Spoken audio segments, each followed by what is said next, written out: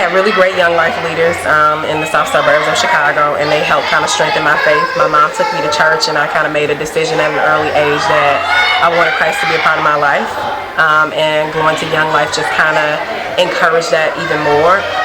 So fast forward to not even 10 years, maybe 8 years later, I am finishing up my master's degree and figuring out, for teaching, and figuring out what do I want to do next.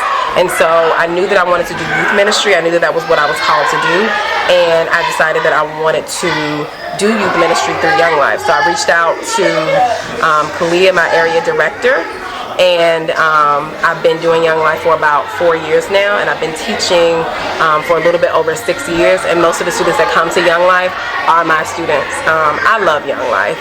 I love the mission. I love the idea of bringing kids together with Christ. Like, I like being around kids anyway, so if I can actually be telling them about God, or just encouraging them in their struggles in life and just walking alongside life with them, that's what I want to do. So what keeps me going is honestly the kids. I could stand here and say, oh, I'm just this awesome Christian and whatever, but what really honestly keeps me going is that I really love the kids. I really care about them. So many people have walked out on them, and so I don't want to be one of those people that walks out on them, that walks away. We've had leaders that have done that, and I'm not trying to